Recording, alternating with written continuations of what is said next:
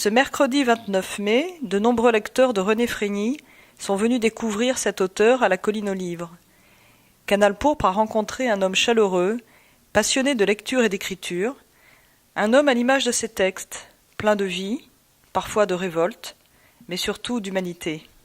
Et bonjour René Frény, je vous ai découvert il y a très peu de temps, donc ça fait à peu près un mois qu'une amie m'a conseillé un de vos livres, et j'ai commencé en fait par La fiancée des corbeaux, et j'ai été tout de suite séduite par ce livre qui, d'abord j'ai trouvé beaucoup d'humanité dans ce texte, des personnages très attachants, et puis un style, une écriture qui est à la fois simple et très fluide, très, très facile à lire, et en même temps que j'ai trouvé très évocatrice pour plusieurs choses, pour la nature en particulier. Vraiment, la nature est très présente, vraiment, on la sent à travers des petites phrases qui semblent presque rien. Mais ce qui m'a peut-être le plus frappé, c'est la façon dont vous arrivez à évoquer et même à faire ressentir des sentiments, des émotions dans ce livre, parce que c'était le premier. Et en particulier pour celui-ci, c'était vraiment une espèce de mélancolie douce, parfois douloureuse aussi, un peu plus douloureuse. Et du coup, ça m'a vraiment envie de continuer. Et puis en plus, j'ai appris que vous veniez, donc voilà. Donc je me suis précipitée sur d'autres livres. Et alors au niveau des émotions, je suis passée j'ai commencé par la mélancolie, et puis ensuite j'ai lu Tu tomberas avec la nuit. Alors là, effectivement, c'est complètement, très différent comme univers, et surtout au niveau émotionnel. Alors là, on est dans une rage, une révolte, vraiment une rage, mais qui va qui conduit presque le lecteur à l'envie de meurtre, quoi. D'ailleurs, il m'a un peu troublé ce livre parce que il réveille en nous des sentiments assez forts, assez violents qu'on n'aime peut-être pas toujours voir, voilà. Et puis après, dans les eaux, j'ai continué avec Elle danse dans le noir, et puis Où se perdent les hommes. J'ai commencé aussi un roman noir, mais que je n'ai pas terminé encore. Et alors là, il y a eu encore d'autres émotions. J'ai trouvé des moments mais vraiment bouleversants.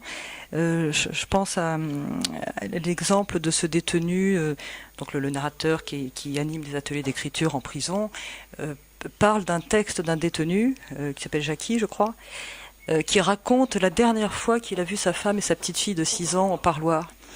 Et cette scène est vraiment déchirante. Je trouve que vous arrivez à transmettre une émotion qui est vraiment extraordinaire. Et puis, dernière émotion encore, qu'on ressent alors beaucoup dans tous les livres, c'est un petit peu dilué dans tous les livres, c'est beaucoup d'amour. Il y a beaucoup d'amour pour votre fille, beaucoup d'amour pour votre femme, votre ex-femme, pour votre mère, pour les femmes aussi rencontrées, mais aussi vous suscitez chez le lecteur des élans d'amour pour des truands, voire même des meurtriers. Et donc je voulais vous demander, quelle était pour vous dans votre travail d'écriture l'importance de l'émotion. Est-ce que c'est alors l'émotion aussi bien du lecteur, ce que vous pouvez susciter chez le lecteur, que peut-être l'émotion que vous ressentez pour écrire. Je voulais savoir un peu quelle était la place de l'émotion dans tout ce travail. Il y a presque que ça. Il y a cette phrase de Genet que j'aime beaucoup qui résume un peu tout ce que vous avez dit. Vous avez dit beaucoup de très belles choses sur mes livres, mais Genet disait la littérature, c'est rien d'autre que des mots qui tournent autour d'une émotion. Voilà, s'il n'y a pas d'émotion, les mots se désagrègent, un peu comme si le soleil s'éteignait, les planètes n'existeraient plus. Le soleil d'un livre, c'est l'émotion. Alors l'émotion, ça peut être la peur ou le désir. Un peu comme chez Freud, ce sont les deux locomotives d'accès à l'inconscient. Toutes nos peurs et tous nos désirs. Et mes livres sont pleins de peurs, d'inquiétudes, d'anxiété et de désirs. De désirs, d'amour, de plaisir. Voilà, c'est les deux grands. Et si j'enlève, comme vous dites, l'émotion de mes livres, il n'y a plus rien. C'est pas des constructions intellectuelles, c'est pas des architectures littéraires savantes. C'est une succession d'émotions parce que moi je vis comme ça. Depuis que je suis enfant, j'ai raté toute ma scolarité, j'ai grandi toujours un peu dans la marge, mais j'ai grandi dans l'amour parce que j'avais une mère adorable et elle m'a construit dans l'amour. Donc ce que je cherche avant tout, c'est des moments d'amour, des moments d'amitié, et quand je souffre, c'est quand l'amour est difficile ou quand l'amour s'effiloche, mais voilà, l'amour c'est comme l'émotion, c'est au centre de ma vie. parce que ma mère a été le personnage central de ma vie, elle m'a tout apporté, le rire, le bonheur, la joie, la lumière, et je cherche dans toutes les femmes un peu de ma mère, un peu de cet amour qu'elle m'a apporté, voilà. C'est que l'amour est souvent lié aussi à la souffrance. Enfin, Oui, la phrase de Camus, c'est une malchance de ne pas être aimé, c'est un grand malheur que de ne pas aimer. Et c'est là qu'on souffre. Quand on n'arrive pas à aimer, quand on est mal aimé, quand on est abandonné, et surtout quand on n'arrive pas à aimer. Donc c'est une grande souffrance de ne pas aimer. Le reste, voilà... tout tourne autour de l'amour, et la solitude, c'est justement ce qui s'oppose à l'amour. Et dans mes livres, je crois qu'il y a une grande inquiétude à être seul, à être abandonné, à ne plus être aimé, ne plus aimer. Voilà, c'est les deux pôles, la solitude et puis l'éblouissement de l'amour. Alors dans ces livres un petit peu, alors c'est vrai qu'ils sont un peu difficiles à définir puisque ça peut aller de quelque chose qui ressemble vraiment à un journal autobiographique. Enfin, voilà, La fiancée des corbeaux. Et puis les autres, on a l'impression d'osciller toujours entre de l'autobiographie. En tout cas, il y a des thèmes récurrents, enfin, puis qui sont proches de choses que vous avez vécues certainement. Mais on plonge, enfin, ça bascule facilement aussi dans la fiction. Il y a un petit mélange des deux. Donc voilà, je ne sais pas si pour vous c'est important de définir le genre d'un livre. Parce que vous faites aussi des romans noirs, vraiment, alors plus fiction, mais où il y a quand même aussi des aspects de vérité, Mais Gallimard ne savait pas trop comment mettre mes livres, les classer en polar. Alors, ils en ont mis un finalement en folio policier. Il y en a d'autres qui méritaient d'être aussi en polar. Mais alors on dit du roman noir, mais en même temps il y a beaucoup d'autobiographies que je glisse. C'est plus facile de parler de soi quand on invente un personnage parce qu'il n'y a pas de censure. Moi longtemps j'ai pensé que ma mère me regardait écrire et que j'avais peur de la choquer. En disant non, là quand même le crime est trop atroce ou la scène érotique est trop érotique. Alors je me censurais parce que je me dis je ne veux pas choquer maman. Et alors on invente des personnages et on leur prête des fantasmes qu'on a. Parce que si on dit je, c'est trop violent. Et finalement on est plus honnête quand on invente un personnage que lorsqu'on fait de l'autobiographie en racontant sa vie. Parce que là on se censure en permanence. Et alors c'est pour ça que c'est un peu hors catalogue, on ne peut pas mettre mes livres en polar ou en roman noir ou en autobiographie, parce que je suis un peu le tronc de l'arbre, c'est moi qui donne la vie à tous ces personnages, et tous ces personnages sont des extensions de moi-même, de mon esprit, parfois un peu corrompu, parfois un peu délirant, parfois au contraire très sincère. Je suis le tronc de l'arbre, et toutes les feuilles, ben c'est tous ces personnages que j'invente, mais qui sont issus du tronc. D'ailleurs, ils sortent tous de moi, que ce soit des animaux, des arbres, des femmes, des nuages, c'est tout ce que je possède en moi. Voilà, c'est comme ça que j'écris.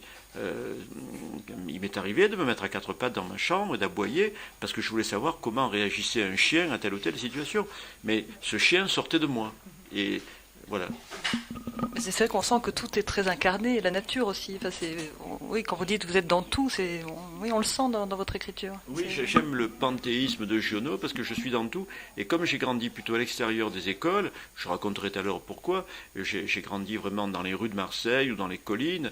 J'adorais être dehors parce que dehors je voyais tout. J'avais très mauvaise vue en classe, je voyais rien.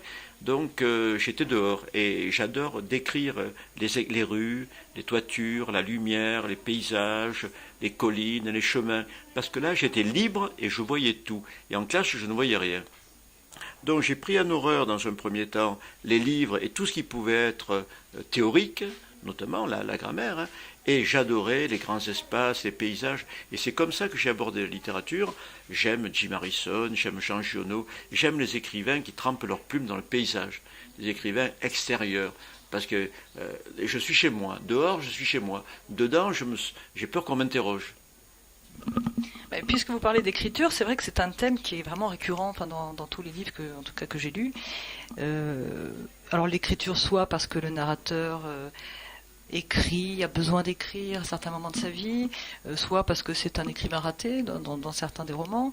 L'écriture est aussi importante en prison, puisque donc le narrateur anime le narrateur ou vous, on verra ça, anime des ateliers d'écriture. Donc vous parlez aussi beaucoup d'importance de l'écriture pour les détenus. Donc je voulais savoir un petit peu que représentait dans votre vie l'écriture. Qu'est-ce que ça représente? Est-ce que c'est une nécessité? Est-ce que c'est un accompagnement? Est-ce que c'est une façon de rendre la vie plus, je sais pas, plus riche? Ben, c'est là que je ressens les plus violentes émotions quand j'ouvre mon cahier le matin. Chez moi, je n'ai pas d'ordinateur, je ne sais pas taper à la machine, je ne sais pas ce que c'est qu'un clavier, mais dès que je touche mon stylo le matin, je me sens bien, j'ouvre mon cahier, je commence à écrire un peu n'importe quoi, c'est mes petits galops d'essai, voilà. Et après, je me mets à dessiner des personnages, des paysages, des arbres, des maisons, à dessiner, mais avec des mots. Et le bruit des mots, ce que j'entends dans ma tête, ça me rassure, je suis bien. Et là, je commence à ressentir des émotions que je n'ai pas quand j'écoute de la musique, par exemple, quand je vais dans un musée. J'aime bien écouter de la musique, mais les émotions les plus violentes, les plus profondes, les plus vraies que j'ai ressenties, c'est en lisant et en écrivant. Ça passe par les mots.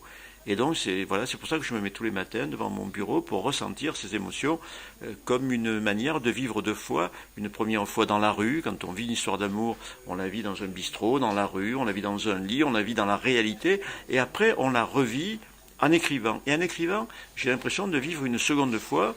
J'aurais vécu deux fois ma vie grâce à l'écriture.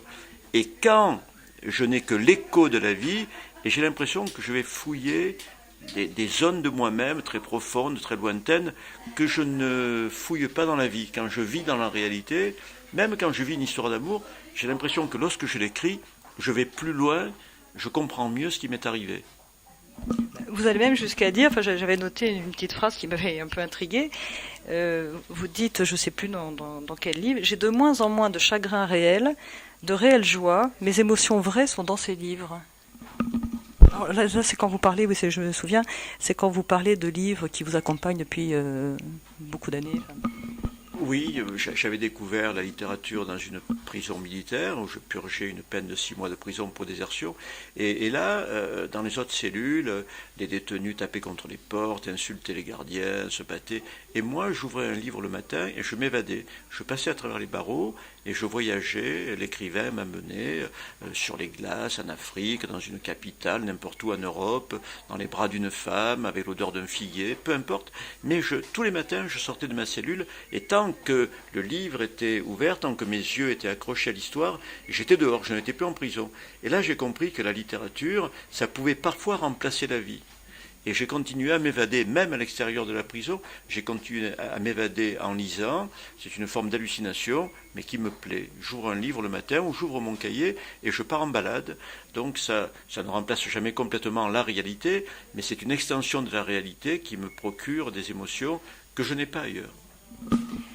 C'est vrai que on a parlé d'écriture, mais la lecture est aussi assez présente dans vos livres. Vous parlez souvent d'auteurs qui vous ont marqué ou qui vous accompagnent. Vous parliez de Giono tout à l'heure, par exemple. Vous citez aussi Crime et Châtiment, par exemple, de Dostoïevski. Jeunet, vous en avez parlé également. Et puis j'étais aussi intéressée par la citation du Voyage au bout de la nuit de Céline. Ce que je trouve, avec tous ces auteurs, je trouve un petit point commun, ou je vous trouve un point commun avec ces auteurs. Enfin, si je peux me permettre, j'ai l'impression que tous ces auteurs s'intéressent un peu à la partie sombre de la nature humaine, mais pas que ça. Ils sont aussi à la recherche, ou en tout cas, ils arrivent à voir ce qu'il peut y avoir de meilleur chez n'importe qui, y compris soit l'être apparemment le plus insignifiant, ou alors celui le plus terrifiant. J'ai l'impression que vous êtes un peu dans cette veine.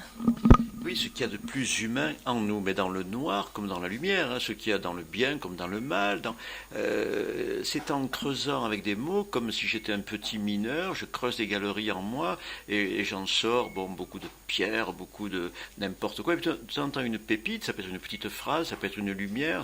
Un journaliste avait dit, René Frény, c'est un petit bonhomme qui traverse l'enfer avec une lumière sur son front.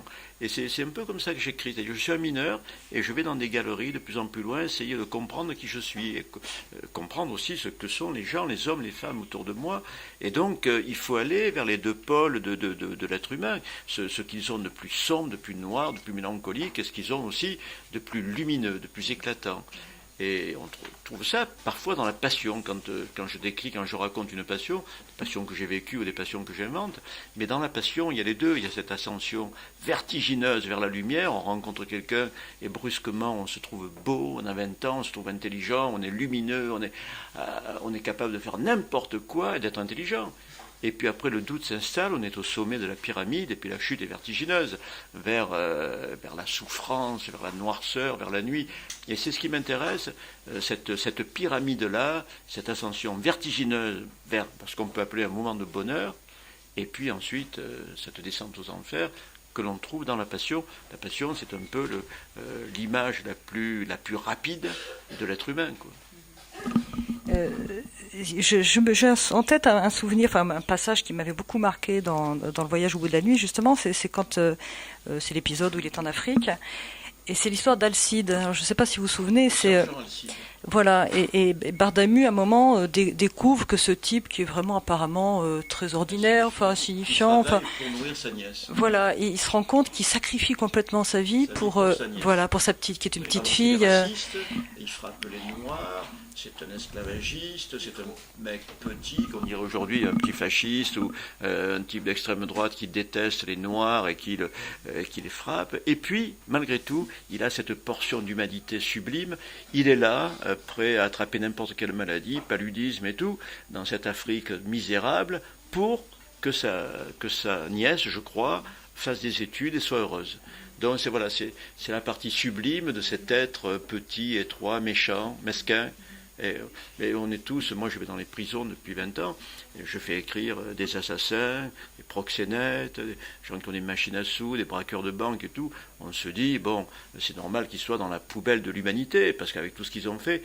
Et moi j'essaie de faire sortir ce petit côté sublime du sergent Alcide. Ils ont tous ce côté sublime à un certain moment, mais il faut aller le chercher des fois très loin, parce qu'ils sont verrouillés, ils sont sous une carapace. Il faut aller chercher l'humanité. Mais quand ils ont tué, ils étasais humains aussi. C'est une partie de l'humanité qui tue. Mais c'est une partie de l'humanité qui se met à écrire, à parler et à être sublime. Mais enfin, moi je trouve que vous y parvenez bien, parce que c'est vrai qu'on a dans certains de vos livres des truands, ou voire même des criminels, enfin des gens qui ont tué en tout cas, qui sont capables aussi de l'amour le plus absolu. Je crois que c'est dans Où se perdent les hommes, par exemple, l'histoire de ce type qui a tué sa femme, mais en même temps, il est capable d'un amour, oui, absolu, quoi. Les crimes passionnels sont un peu quelque chose de particulier parce qu'ils ont tué par fragilité. Bon, il y a des truands qui ont tué parce qu'ils avaient un itinéraire dans leur quartier, HLM et tout. Ils ont commencé par dealer, puis ensuite, bon, ils se sont défendus pour un territoire, ils ont tué. Eux, c'est comme une profession. Ils me disent, c'est mon métier. Si je n'avais pas tué, ils m'auraient tué. Bon, ils sont en guerre. Mais le crime passionnel, c'est particulier. Le type qui tue sa femme, ou la femme qui tue son mari, c'est un moment de fragilité. Ils ne supportent pas que l'autre s'en aille. Donc ils tuent l'amant ou ils tuent leur femme, mais parce qu'ils ne supportent pas d'être seuls. Ils sont terrorisés à l'idée d'être abandonnés, comme un enfant est terrorisé quand on le laisse à l'école pour la première fois ou dans une colonie de vacances. Moi, quand ma mère m'envoyait dans une colo ou me laissait à la maternelle, j'étais terrorisé parce que je me disais comment je vais vivre sans elle. Et dans ces cas-là, quand on devient un homme, on peut tuer parce qu'on est terrorisé par la solitude, par la peur d'être abandonné. Et ce gars dont je parle, que j'ai rencontré dans mon atelier d'écriture, il adorait cette femme qu'il a un jour abandonnée pour un autre. Il l'a étranglée, il s'est acharné sur elle. Mais c'est une manière de la retenir par le cou. Ne pars pas. Elle lui a dit non, je pars. Et donc il l'a étranglée. Mais c'était un excès de fragilité. Et c'est vrai que là, vous parlez souvent effectivement de détenus que vous avez pu rencontrer, de délinquants, de truands, de dealers, etc. Et alors ça, c'est un autre aspect qui est très récurrent dans tous vos livres et qui est vraiment passionnant. C'est ce thème du monde carcéral, de la prison, l'univers de la prison, qui est presque une obsession chez vous. Enfin, c'est quelque chose qui revient vraiment de façon très, très, très insistante. Bien sûr en parlant des ateliers d'écriture aussi en prison. Et alors moi c'est quelque chose qui m'intéresse beaucoup, parce que la prison, enfin en principe pour la plupart des gens, ça représente une frontière assez étanche entre le bien, le mal, l'extérieur, l'intérieur, la liberté, l'enfermement. Enfin, or dans tous vos textes, je trouve que cette frontière vous la rendez extrêmement ténue, poreuse. Et j'aimerais bien savoir d'où vient cet intérêt pour la prison. Et À l'âge de 8 ans, j'ai appris que mon père avait fait plus d'un an de prison, à la vieille prison Chave qui n'existe plus à Marseille, parce qu'il était chef, il nettoyait les trains à Marseille, à la gare Saint-Charles, on appelait ça un cheminot, il nettoyait les wagons. Et puis les Allemands, en 1942, ont occupé le sud de la France aussi, et mon père, de temps en temps, piquait quelques kilos de marchandises dans des trains qui partaient pour l'Allemagne. C'est-à-dire que, dans sa tête, il piquait de la marchandise à des Allemands, à des soldats allemands. Et il a été attrapé par trois flics français, mais comme on était dans la collaboration, les flics ont pensé qu'ils faisaient du marché noir, ont voulu respecter la discipline allemande et l'ont mis en prison. Et il est presque mort de faim, il est sorti, il pesait 40 kilos, on mangeait rien en prison à l'époque. Déjà qu'on mangeait rien à Marseille, alors en prison. Et j'ai appris ça quand j'avais 8 ans, ça m'a profondément révolté. Je crois que ça m'a rendu un peu révolutionnaire de voir que des flics français avaient mis un Français en prison parce qu'il avait piqué des trucs à des Allemands. Je n'ai plus cru à la justice, et donc je me suis dit, derrière les murs des prisons, il y a peut-être aussi des gens normaux, des gens bien, dont déjà ça a un peu détruit pour moi l'image du bien et du mal, et l'image de la justice. Hein. Et puis ma mère s'est mise à me lire à cette époque-là le Comte de Monte Cristo d'Alexandre Dumas. Et je me suis rendu compte que ces deux prisonniers, l'abbé Faria et le comte, Edmond Dantès, qui va devenir le comte de Monte Cristo, étaient des gens bien. C'est-à-dire qu'ils se rencontrent dans les souterrains pour s'évader comme ça sous la prison, et l'abbé Faria lui apporte un trésor, bien sûr, mais surtout la culture. Le vrai trésor, c'est la culture. Et j'étais passionné d'écouter ma mère, déjà la langue de Dumas, mais la voix de ma mère, les mots d'une maman qui vous raconte cette histoire d'injustice. On a jeté ces deux hommes, c'est de l'injustice. Edmond Dantès ne méritait pas d'être en prison.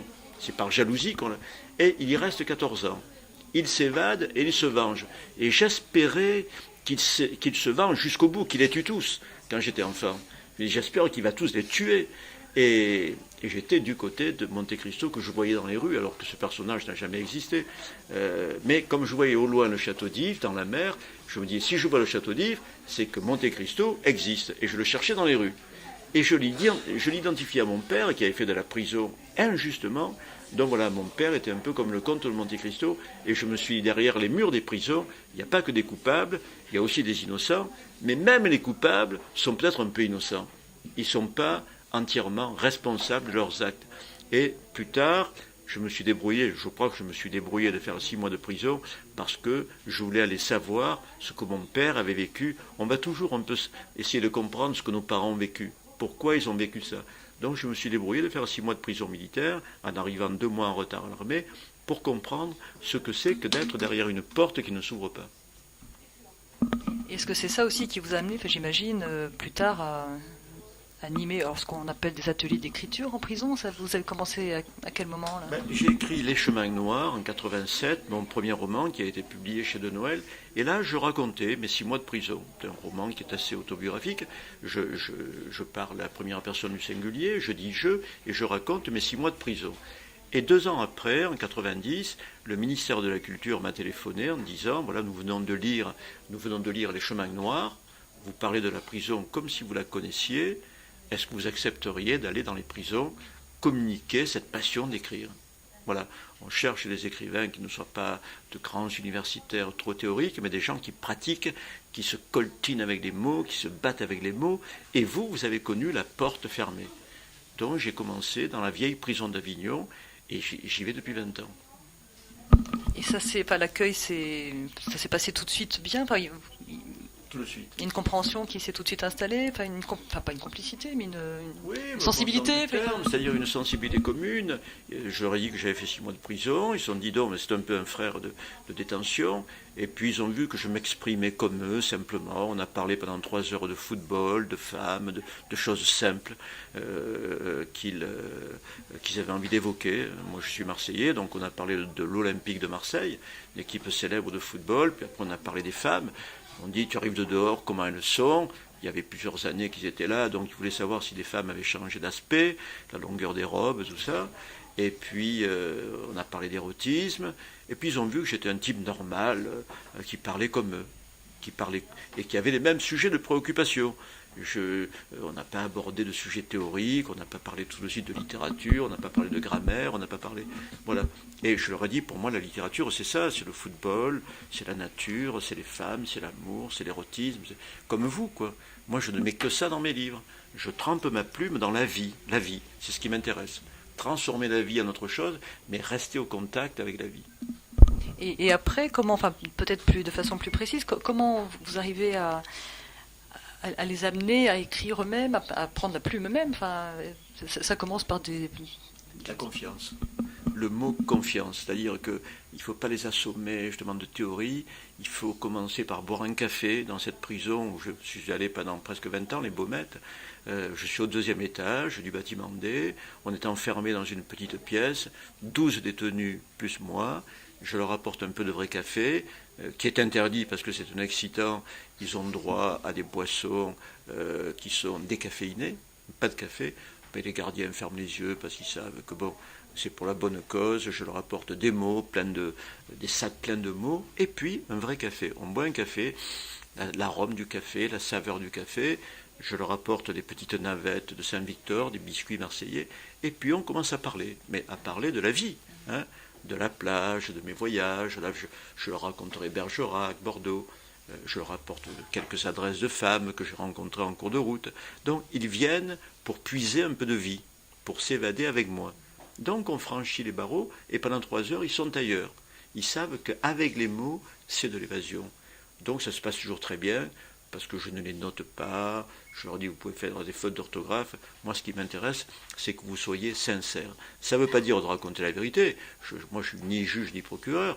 Votre vie, c'est votre vie intime qui m'intéresse, ce que vous êtes profondément, votre enfance, mais ce n'est pas vos crimes. Si vous avez tué, ça ne me regarde pas, sauf si vous avez envie d'en parler.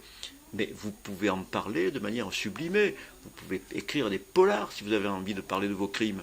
Mais moi, je ne veux pas savoir si vous êtes coupable ou innocent. Ça ne m'intéresse pas. Vous êtes tous des êtres humains et nous allons discuter de tout. Et nous allons écrire sur tout. Et avant tout sur vous-même. Mais vous allez aller chercher votre vérité profondément. Si vous avez envie de parler de vos crimes, vous allez en parler en allant chercher les mots justes qui vous ont amené là. Que vous ne racontez pas vos crimes, c'est normal. Mais pourquoi vous en êtes arrivé là? Il y a bien un chemin que vous allez raconter. Voilà. D'accord. Et c'est vraiment, enfin moi, c'est ce cheminement vers la prison, cette longue expérience. C'est vrai que vous parlez de 20 ans, c'est vraiment quelque chose qui m'intéresse beaucoup. Et je me demande aussi comment c'est rattaché à votre enfance, parce que vous parlez aussi beaucoup d'une enfance comme si vous avez grandi avec ces types que vous retrouvez en prison finalement. Enfin, vous avez grandi dans le même quartier, dans les mêmes... Oui, moi j'ai grandi dans le cœur de Marseille, mais on jetait nos cartables derrière un comptoir dans un bistrot qui existe encore, les Danaïdes, en haut de la Canebière, parce qu'on connaissait le barman, donc on planquait nos cartables le matin et on allait traîner toute la journée. On rentrait à l'œil dans un cinéma parce qu'il faisait très froid dans la rue, on adorait le cinéma, c'était notre culture, et puis on était chauffé au moins. Donc on allait piquer un sandwich ou un truc, un morceau de fromage dans une grande surface qui était sur la Canebière, base, qui n'existe plus. Voilà, on vivait un peu, on faisait les 400 coups. On piquait une tablette de chocolat, un morceau de fromage, on mangeait, on était un peu comme des chats sauvages, et on traînait toute la journée. Puis dès qu'il faisait beau, on allait se baigner au Catalan, sur les plages de la Corniche. Donc on vivait très librement, mais comme des petits sauvages. Alors ma mère avait acheté un martinet parce qu'elle savait que je n'allais pas, elle me poursuivait tous les soirs avec le martinet. Bon, elle ne me faisait pas assez mal pour que j'aille à l'école le lendemain.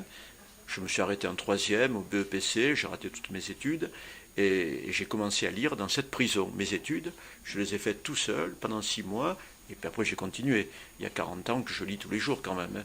On ne devient pas écrivain un beau matin en ouvrant un cahier ou un ordinateur. C'est une vie d'écriture et de lecture. Et pour terminer, je n'ai pas du tout parlé de votre dernier livre. Vous pouvez peut-être nous en dire un petit mot. Est-ce que c'est encore dans la veine autobiographique ou d'après ce que j'ai... Alors je ne l'ai pas lu, mais j'ai lu un petit peu le résumé. C'est plus un roman assez sombre, non? Mais c'est aussi autobiographique, mais j'en ai fait un roman. Pendant des années, j'ai envoyé des manuscrits. Entre 80, où j'ai commencé à écrire un peu sérieusement des romans, et 87, où j'ai reçu un contrat de Noël, et j'ai écrit presque tous les jours. j'ai écrit 4 romans que j'ai envoyés à Paris et qui ont tous été refusés par Gallimard, par Grasset, par tout le monde, Le Seuil, Albin Michel, tout le monde. Et je devenais un peu aigri, je devenais presque un peu méchant, je devenais solitaire, parce que j'avais l'impression de mettre tout mon cœur là-dedans. J'avais jamais fait ça pour rien, mettre tout mon cœur quelque part, et on refusait mon cœur. C'est-à-dire que une phrase banale, humiliante, n'entre pas dans notre bon. Et alors, je devenais agressif, jusqu'à ce que mon premier roman soit accepté. Mais j'ai connu l'humiliation, le plaisir d'écrire, et devant ma boîte aux lettres, l'humiliation d'être refusé par tout le monde. Voilà le sujet de La Ville rouge. C'est un homme qui prend du plaisir tous les jours à écrire dans sa cuisine, devant un mur, il s'assoit devant le mur, il regarde, et il voit des visages de femmes, des regards, des arbres, des saisons, des bateaux. Et puis quand il va voir sa boîte aux lettres, il est humilié parce que depuis des années, depuis 10 ans qu'il écrit, il est refusé par tout le monde. Et donc la deuxième phase du livre, c'est cette révolte, cette rage, cette haine même du milieu parisien, du parisianisme que je dénonce dans ce livre. Et puis il y a un passage à l'acte très violent contre un de ces Parisiens, justement, qu'on voit tous les soirs à la télé, qui est à la fois journaliste à un très haut niveau, écrivain parce qu'il est journaliste, et parce que le tapis rouge ne marche qu'entre eux. Ils s'envoient des fleurs, des bouquets de fleurs, des gerbes de fleurs, des superlatifs, entre eux. Et les gens comme nous, en province, à Bergerac, à Manosque, on n'existe pas. On a beau écrire pendant des années, on n'existe pas dans ce milieu-là, parce qu'on n'est pas un grand journaliste parisien. On n'est pas médiatique. Et ils refusent de nous faire entrer dans leur réseau, petit réseau. Donc voilà, la deuxième partie du livre, cette lutte contre le parisianisme, avec un passage à l'acte très, très violent, foudroyant. Et la troisième partie du livre, c'est la culpabilité, parce que malgré tout, il est allé au-delà de ce qu'il voulait. Il voulait être publié, et il est allé beaucoup plus loin. Il est passé à l'acte. Donc c'est la culpabilité. Et voilà. Ben, je vous remercie beaucoup, et puis... Finalement, il faut peut-être faire confiance au lecteur aussi. Enfin, une fois qu'on a réussi à se faire publier un peu, après, je crois que c'est le bouche à oreille qui fonctionne peut-être le mieux. C'est que moi, je vis en dehors de ces petits cercles réseaux très parisiens. Je vis avec une 50aine de libraires comme la Colline aux Livres ou la Machine à lire à Bordeaux, 50 libraires qui ont découvert un jour un de mes livres et qui en parlent. Ils les mettent près de la caisse, comme vous êtes arrivé à mes livres grâce sans doute aux libraires. C'est ce bouche à oreille d'une 50aine de librairies qui me permettent de payer des études à ma fille et de me nourrir, de payer mon loyer, de vivre. Mais je vis, disons-le, avec 1 500 € par mois. C'est-à-dire que je suis souvent en train de faire les soldes ou de chercher le restaurant le moins cher d'une ville. Parce que, voilà, et pourtant, il y a 40 ans que je lis, que j'écris, que je suis en collection folio chez Gallimard, traduit en 6 langues. Mais il faut le dire, c'est très dur d'être libraire aujourd'hui ou d'être écrivain aujourd'hui. Parce qu'on vit très mal. D'un point de vue alimentaire, moi je suis très heureux, très libre. Je suis avec vous aujourd'hui, je serai demain ailleurs. Toujours reçu comme un prince, on est reçu comme un prince quand on est écrivain. Mais avec beaucoup de gentillesse, beaucoup d'amour, beaucoup d'amitié. Mais à la fin du mois, c'est souvent très dur. Parce que ce sont des métiers, impossibles. On a une toute petite part d'un livre. Et c'est pareil pour les libraires. Beaucoup de libraires aujourd'hui ferment boutique parce que les loyers sont chers au centre-ville et qu'il y a beaucoup de grandes surfaces ou de gens comme Amazon qui se développent au détriment de la vraie petite librairie. Donc c'est pour ça que je me déplace et nous avons un combat commun avec les petits libraires des centres-villes qu'il faut faire vivre, parce que si ces libraires ferment, les gens iront acheter 50 nuances de gris ou les trucs, les Musso, les Lévy, enfin les 4 ou 5 livres qu'on trouve partout, dans les relais H ou les grandes surfaces. Bon, on va continuer à aller chez les libraires et puis continuer à vous découvrir et voilà, d'autres auteurs comme vous. Mais merci beaucoup. Merci à vous. Merci.